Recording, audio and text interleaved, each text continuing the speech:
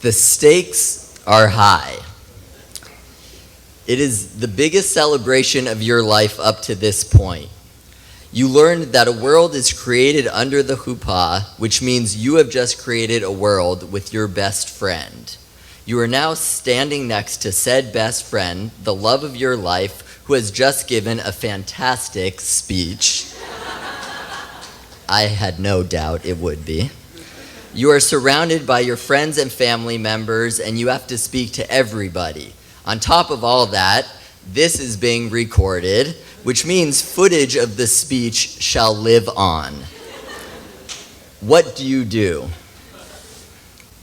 Experts would say you should start with a joke.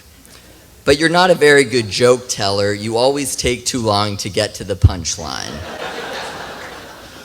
You could read a poem, but you never start with a poem. So you start with a story. You tell the story of the first time you fell in love, of the first time you saw the woman you would spend the rest of your life with. You were a new student in graduate school and she was kind to you. The first person you met in a make or break situation and she was genuinely nice. You tell the story of how you started dating a few months after barely speaking in the interim and how you have been together ever since. You rewind to the first time you knew that she was the one.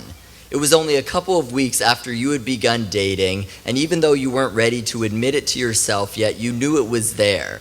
And even if it took months or years for both of you to realize it, that was fine, because you would have that kind of time together. You insert a cliche like, "It was meant to be," or "the rest, as they say, is history."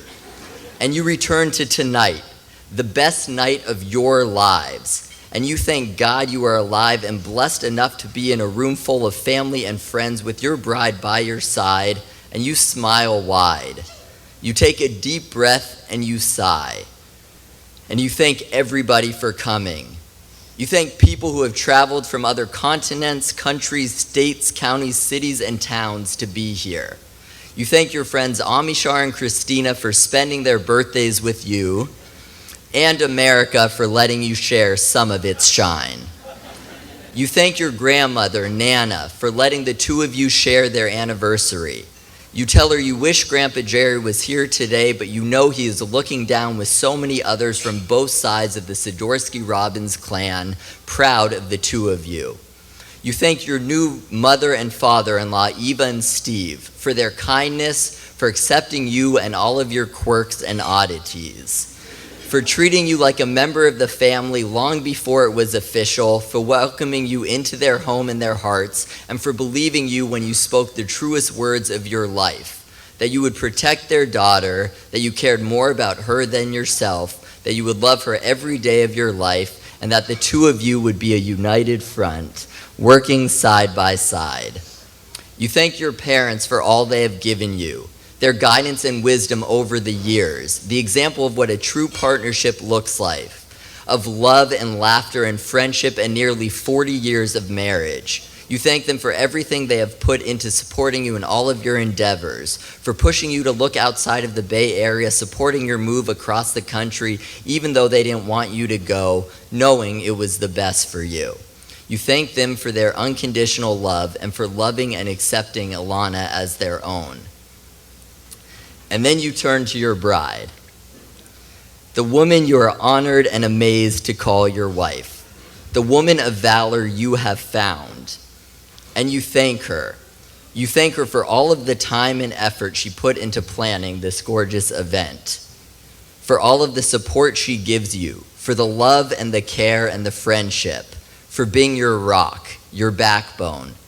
You thank her, and you thank her, and you thank her again. And then, all of a sudden, it is just the two of you in the room.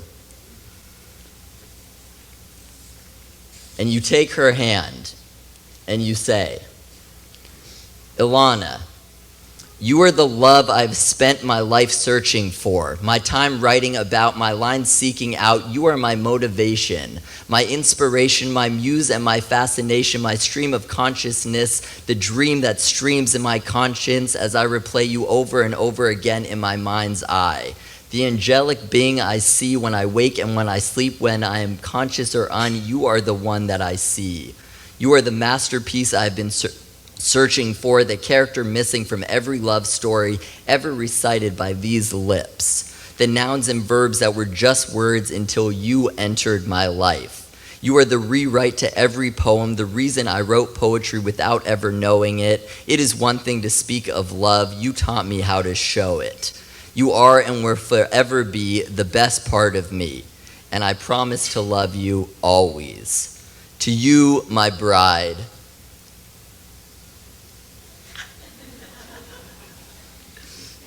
L'chaim.